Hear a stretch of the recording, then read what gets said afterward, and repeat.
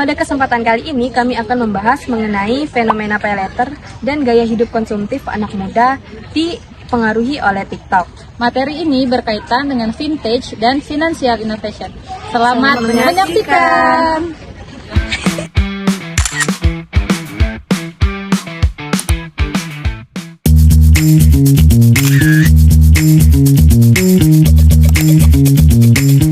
Sebelum masuk ke pembahasan utama, kita perlu memahami terlebih dahulu apa itu vintage. Vintage atau financial technology adalah penggunaan teknologi digital untuk mempermudah layanan keuangan agar menjadi lebih cepat, praktis, efisien, dan mudah diakses oleh masyarakat. Saat ini, perkembangan vintage sangat pesat karena hampir seluruh aktivitas masyarakat sudah terhubung dengan internet dan smartphone. Contoh vintage yang sering digunakan masyarakat saat ini antara lain, yang pertama yaitu mobile banking, yang kedua dompet digital seperti Dana, OVO, dan GoPay, kemudian ada pembayaran menggunakan kris, kemudian pinjaman online, investasi digital, hingga layanan pay later. Salah satu layanan vintage yang perkembangannya sangat cepat beberapa tahun terakhir adalah pay later atau buy now pay later. Pay later merupakan metode pembayaran yang memungkinkan pengguna membeli barang atau jasa sekarang, lalu membayarnya nanti secara cicilan dalam jangka waktu tertentu. Beberapa layanan pay later yang populer di Indonesia antara lain Shopee Pay Later, Kredivo, Akulaku, GoPay Pay Later, dan Traveloka Pay Later. Layanan ini semakin diminati masyarakat karena menawarkan proses yang sangat mudah dan cepat. Kemudian, penggunaan hanya perlu mendaftar menggunakan KTP dan data pribadi, lalu dalam waktu singkat bisa langsung mendapatkan limit kredit untuk berbelanja. Fenomena ini menunjukkan bahwa masyarakat saat ini semakin terbiasa menggunakan sistem pembayaran digital dibandingkan pembayaran tunai. Namun, di balik kemudahannya, penggunaan pay later juga menimbulkan berbagai permasalahan baru, terutama terkait perilaku konsumtif dan meningkatnya utang digital di kalangan anak muda. Berdasarkan data Otoritas Jasa Keuangan atau OJK, total utang masyarakat Indonesia melalui layanan pay later mencapai sekitar 22,78 triliun pada Maret 2025 dan terus mengalami peningkatan dari tahun sebelumnya. Selain itu, jumlah rekening penggunaan pay later juga telah mencapai lebih dari 24 juta akun. Angka ini menunjukkan bahwa penggunaan layanan pay later sudah menjadi bagian dari gaya hidup masyarakat modern, khususnya generasi muda yang aktif menggunakan platform digital dan e-commerce.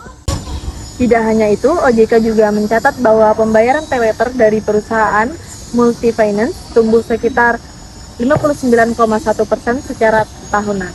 Pertumbuhan ini tergolong sangat tinggi dibandingkan beberapa jenis pembayaran lainnya. Menurut kelompok kami, peningkatan ini terjadi karena masyarakat merasa bahwa pay later memberikan solusi yang cepat dan praktis untuk memenuhi kebutuhan maupun keinginan mereka. Saat ini banyak orang menggunakan pay later bukan hanya untuk kebutuhan penting, tetapi juga untuk membeli barang-barang konsumtif seperti fashion, skincare, gadget, makanan, hingga hiburan. Hal ini yang membuat fenomena pay later menarik untuk dibahas karena berkaitan langsung dengan perubahan pola konsumsi masyarakat di era digital. Selain memberikan kemudahan, penggunaan pay later juga menimbulkan berbagai dampak sosial dan ekonomi yang perlu diperhatikan, terutama jika penggunaannya tidak disertai kemampuan mengelola keuangan dengan baik. Oleh karena itu, kelompok kami akan membahas lebih dalam mengenai penyebab meningkatnya penggunaan pay later, pengaruh media sosial, dampak positif dan negatifnya, serta solusi yang dapat dilakukan agar penggunaan vintage tetap memberikan manfaat bagi masyarakat. Selanjutnya, rekan kelompok saya, Dinda, akan menjelaskan mengenai pengaruh media sosial serta analisis penyebab meningkatnya penggunaan pay later di Indonesia. Bye-bye! Baiklah, selanjutnya saya akan menjelaskan pengaruh TikTok dan analisis penyebab. Menurut kelompok kami, salah satu penyebab utama meningkatnya penggunaan pay later saat ini adalah pengaruh media sosial, terutama di TikTok. Nah, di era digital sekarang, media sosial tidak hanya menjadi tempat hiburan, tetapi juga sangat mempengaruhi pola pikir dan gaya hidup masyarakat, terutama anak muda. Saat ini, banyak konten di TikTok maupun di media sosial lainnya yang mempromosikan gaya hidup konsumtif seperti check out dulu baru bayar, semua bisa dicicil, gaji kecil tapi bisa belanja, terus self reward setelah capek kerja, dan berbagai konten flexing atau pamer barang branded. Nah, konten-konten seperti itu secara tidak langsung membentuk pola pikir bahwa berutang melalui paylater adalah sesuatu yang normal dan wajar dilakukan. Akibatnya, banyak orang yang membeli barang bukan karena benar-benar membutuhkan, tapi karena ingin mengikuti tren yang sedang viral di media sosial. Fenomena ini juga berkaitan dengan FOMO atau Fear of Missing Out, yaitu rasa takut tertinggal dari orang lain. Karena sering melihat orang lain membeli outfit terbaru, skincare mahal, gadget keluaran baru, nongkrong di tempat estetik, dan barang branded. Akhirnya, banyak pengguna merasa harus ikut membeli agar dianggap tidak ketinggalan zaman. Nah, padahal sebenarnya kondisi keuangan setiap orang kan berbeda-beda. Menurut analisis kelompok kami, media sosial saat ini memiliki pengaruh yang sangat besar terhadap perilaku konsumsi masyarakat. Algoritma media sosial membuat penggunaan terus melihat konten-konten belanja dan promosi setiap hari, sehingga tanpa sadar muncul keinginan untuk membeli barang secara impulsif atau tanpa perencanaan. Selain pengaruh media sosial, kemudahan akses paylater juga menjadi faktor utama meningkatnya penggunaan layanan ini. Berbeda dengan kartu kredit yang proses pengajuannya cukup sulit, layanan paylater jauh lebih mudah diakses. Penggunaan hanya perlu menggunakan KTP dan data pribadi untuk mendapatkan limit kredit dalam waktu singkat. Bahkan, beberapa platform menawarkan promo seperti cicilan 0%, cashback, gratis ongkir, dan diskon khusus pengguna paylater. Promosi seperti ini membuat masyarakat semakin tertarik menggunakan layanan tersebut. Namun masalahnya, sebagian pengguna belum memahami secara penuh mengenai bunga cicilan, biaya admin, denda keterlambatan, serta resiko gagal bayar. Banyak pengguna hanya fokus pada kemudahan membeli barang, tetapi tidak memperhitungkan kemampuan membayar tagihan di masa depan.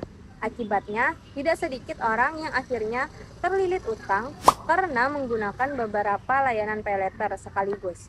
Menurut data iScore, rasio kredit bermasalah atau non-performing loan paylater mencapai sekitar 5%, angka yang lebih tinggi dibanding rata-rata kredit nasional. Hal ini menunjukkan bahwa masih banyak masyarakat yang mengalami kesulitan dalam mengelola penggunaan paylater dengan baik. Nah, menurut kelompok kami, masalah utama sebenarnya bukan pada teknologi paylater itu sendiri, tetapi pada rendahnya literasi keuangan masyarakat dan pengaruh gaya hidup digital yang semakin konsumtif.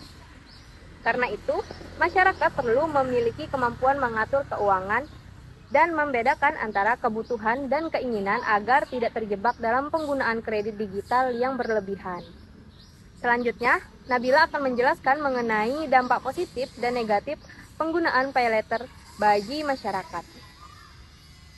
Penggunaan paylater sebenarnya memiliki beberapa dampak positif jika digunakan secara bijak dan sesuai dengan kebutuhan. Salah satu manfaat utama paylater adalah untuk mempermudah transaksi masyarakat, terutama di era digital seperti sekarang. Dengan adanya paylater, masyarakat dapat membeli kebutuhan mendesak meskipun belum memiliki uang tunai saat itu juga. Contohnya seperti untuk pendidikan, membeli alat kerja, biaya transportasi, atau kebutuhan mendadak lainnya. Selain itu, paylater juga membantu masyarakat yang belum memiliki kartu kredit agar tetap bisa mengakses layanan cicilan secara digital. Penggunaan paylater sebenarnya memiliki beberapa dampak positif jika digunakan secara bijak dan sesuai bagi perusahaan. Bagi e-commerce dan vintage, fitur paylater juga memberikan keuntungan karena dapat meningkatkan jumlah transaksi dan penjualan masyarakat yang menjadi lebih mudah untuk melakukan pembelian sehingga aktivitas ekonomi digital akan terus berkembang. Namun, di sisi lain, penggunaan paylater juga memiliki dampak negatif yang cukup besar jika digunakan secara berlebihan.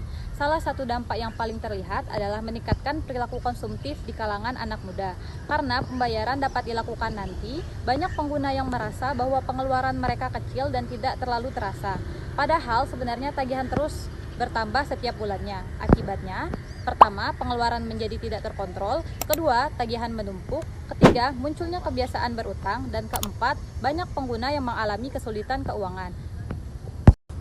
Beberapa orang bahkan menggunakan paylater untuk membeli barang yang sebenarnya bukan kebutuhan utamanya, melainkan hanya untuk mengikuti tren atau gengsi sosial. Tidak hanya itu, tekanan akibat banyaknya tagihan juga dapat mempengaruhi kondisi mental seseorang seperti muncul rasa stres, cemas, dan takut ketika ditagih. Menurut data OJK, total utang masyarakat Indonesia melalui layanan paylater bahkan mencapai lebih dari 30 triliun pada pertengahan tahun 2025. Hal ini menunjukkan bahwa penggunaan paylater di Indonesia sudah sangat besar dan terus meningkat setiap tahunnya. Selain masalah utang, ada juga risiko skor kredit menjadi buruk jika pengguna terlambat membayar cicilan.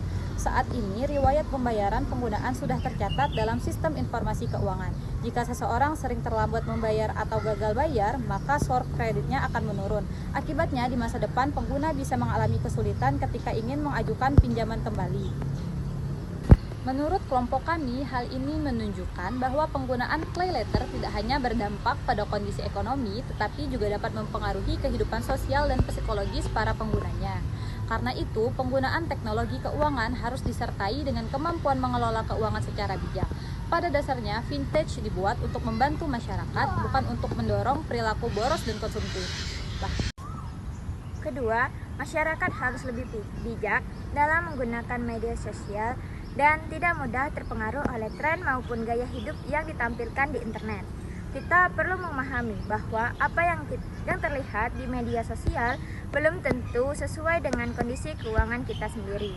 Dan yang ketiga, perusahaan vintage dan pemerintah perlu memberikan edukasi yang lebih jelas mengenai bunga cicilan, biaya admin, denda keterlambatan, serta risiko gagal bayar.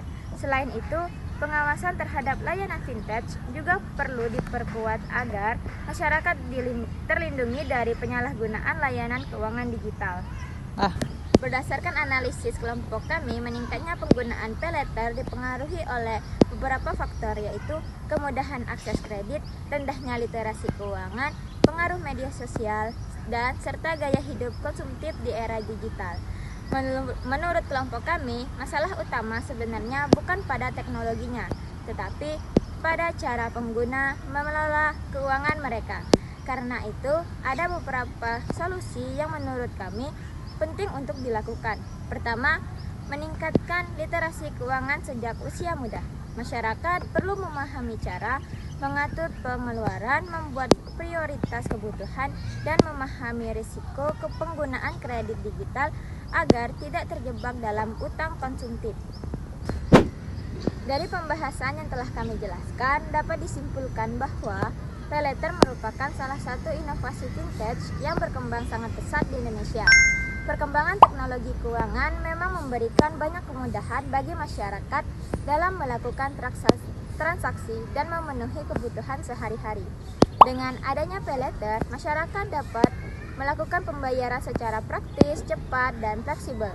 Namun, di balik berbagai kemudahan tersebut, penggunaan paylater juga menimbulkan berbagai risiko jika tidak digunakan secara bijak.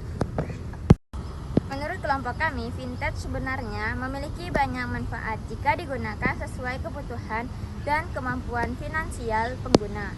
Namun, jika digunakan hanya untuk memenuhi gengsi atau mengikuti gaya hidup konsumtif, maka paylater justru dapat menjadi sumber masalah keuangan di masa depan. Karena itu, sebagai generasi muda, kita harus lebih cerdas dan bijak dalam memanfaatkan teknologi keuangan.